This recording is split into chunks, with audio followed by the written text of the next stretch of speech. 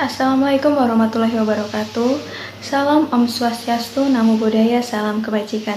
Salam sejahtera bagi kita semua. Perkenalkan, nama saya Sukiyarti dengan NIM 2202311000154. Di video kali ini saya akan menyampaikan hasil penelitian yang telah saya lakukan untuk memenuhi tugas mata kuliah Sejarah Pemikiran Ekonomi dengan judul Kesehatan Perekonomian Indonesia pada tahun 2022 melalui analisis kurs rupiah terhadap dolar. Tujuan dari penelitian ini yaitu untuk mengetahui perekonomian yang terjadi di Indonesia pada tahun 2022 dengan menggunakan analisis nilai tukar rupiah terhadap dolar. Apakah tahun tersebut Indonesia telah mengalami apresiasi atau bahkan depresiasi? Sebelum kita ke pembahasan, langkah baiknya kita mengetahui terlebih dahulu pengertian dari kebijakan moneter dan juga nilai tukar rupiah.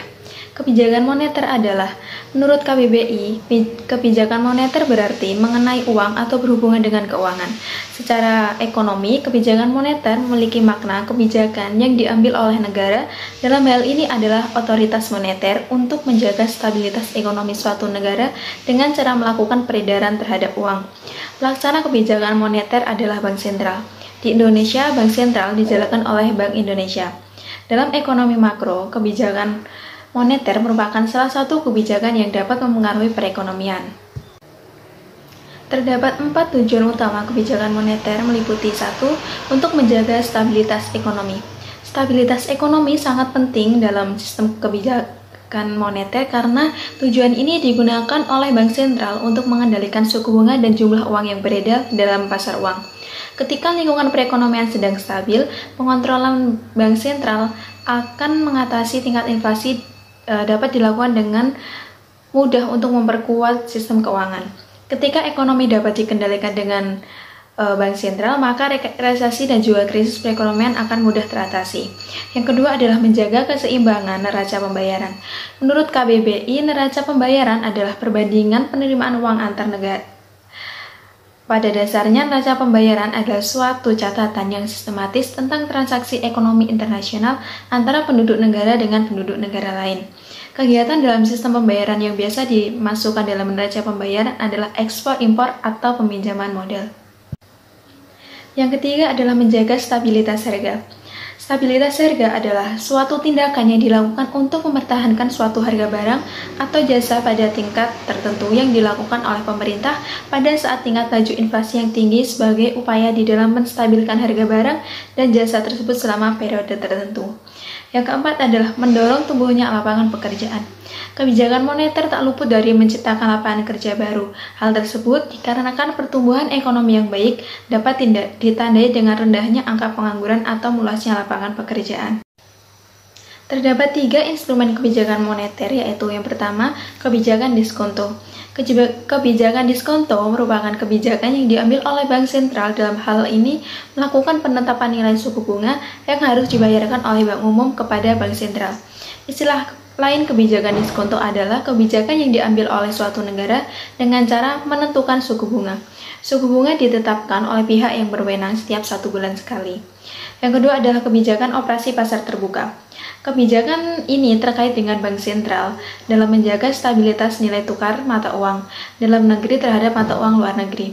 Bank Indonesia melakukan campur tangan terhadap jalannya perdagangan di pasar modal dan juga keuangan. Campur tangan yang dilakukan pemerintah tersebut adalah untuk menjaga nilai tukar agar tetap stabil. Yang ketiga adalah kebijakan cadangan kas. Kebijakan cadangan kas merupakan penetapan nilai cadangan yang harus dimiliki oleh Bank Umum.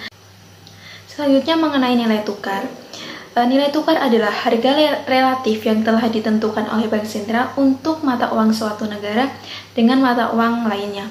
Ketika suatu negara hendak melakukan kegiatan ekspor-impor, maka membutuhkan sistem nilai tukar untuk dapat melakukan transaksi dengan negara lain.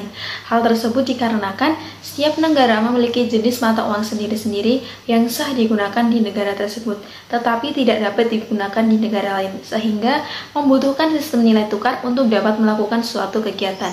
Pada masyarakat modern ini, penggunaan mata uang asing telah dirancang oleh Undang-Undang Nomor 23 Tahun 2004 yang telah diamandemen dengan Undang-Undang Nomor 3 Tahun 2004 tentang Bank Indonesia.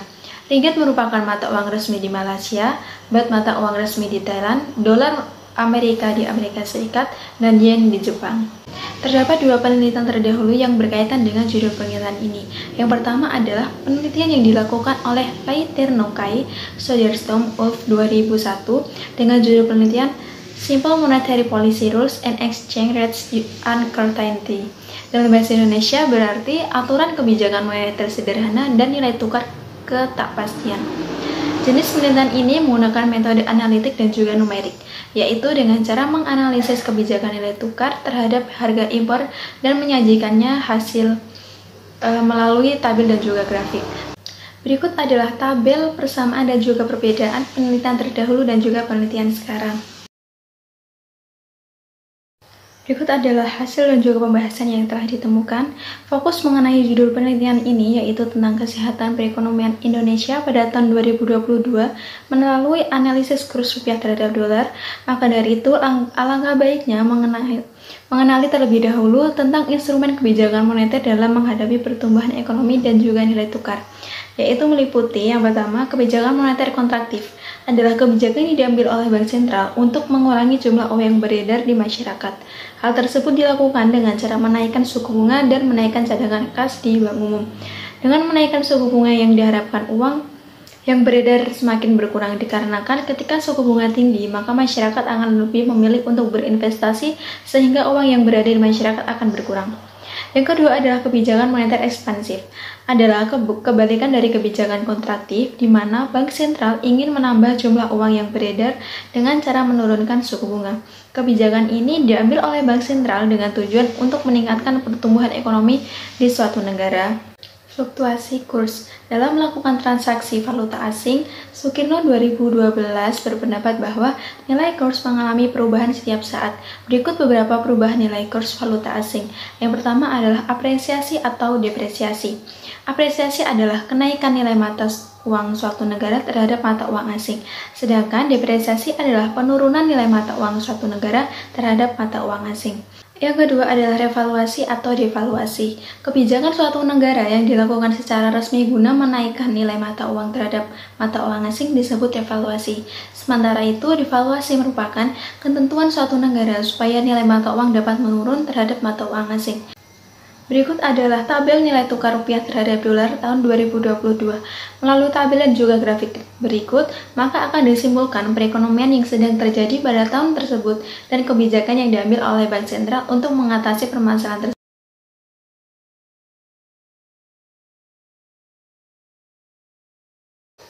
Dari data yang didapat, bahwasanya perdagangan kurs valuta asing yang dilakukan oleh Indonesia pada tahun 2022 mengalami apresiasi, yang artinya bahwa kurs jual IDR terhadap dolar signifikan naik daripada kurs beli USD.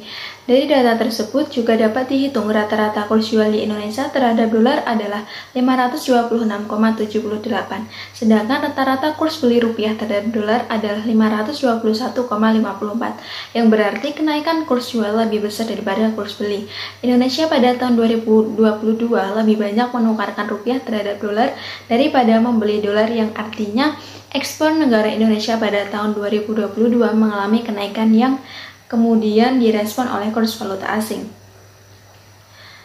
Dikarenakan apabila suatu negara dapat melakukan ekspor lebih besar daripada impor, maka permintaan dari negara asing terhadap mata uang Indonesia juga mengalami kenaikan. Dari hal tersebut dapat dilihat kesehatan keuangan di suatu negara, yang berarti pada tahun 2022 keuangan di Indonesia sedang optimal. Suatu negara berusaha semaksimal mungkin dalam mengkonsumsi mata uang asing. Jika suatu negara mengalami kurs beli lebih banyak daripada kurs jual dalam satu periode berturut-turut, maka dapat dikatakan negara tersebut akan mengalami inflasi. Nilai tukar mata uang akan berpengaruh hanya karena perubahan penawaran dan permintaan mata uang asing. Jika permintaan valuta asing untuk mata uang domestik meningkat, nilai mata uang domestik akan menurun. Kesimpulannya adalah melihat dari segi kurs beli yang rendah, maka dapat disimpulkan bahwasanya pemerintah telah mengambil kebijakan moneter kontraktif, yang mana pemerintah menginginkan jumlah uang yang beredar di masyarakat menurun, maka dapat dibuktikan pada kurs beli valuta asing yang lebih rendah daripada kurs jual. Selain itu, pemerintah juga mengambil kebijakan revaluasi, yaitu di mana secara resmi Bank Sentral menaikkan nilai mata uang terhadap mata uang asing. Hal tersebut dapat dibuktikan pada tabel kurs jual Indonesia terhadap USA, yang mana nilai tukar rupiah lebih tinggi daripada kurs beli. Berdasarkan hasil analisis yang telah dilakukan, maka dapat dilihat bahwasanya pada tahun 2022 perekonomian Indonesia sedang sehat. Hal ini dapat dilihat pada tahun 2022 nilai rata-rata kurs jual lebih tinggi daripada kurs beli. Dari data yang didapat, rata-rata kurs jual rupiah terhadap dolar adalah 526,78, sedangkan kurs beli yang dilakukan oleh Indonesia terhadap dolar sejumlah 521,54. Sekian video yang dapat saya sampaikan, kurang lebihnya saya mohon maaf. Wassalamualaikum warahmatullahi wabarakatuh.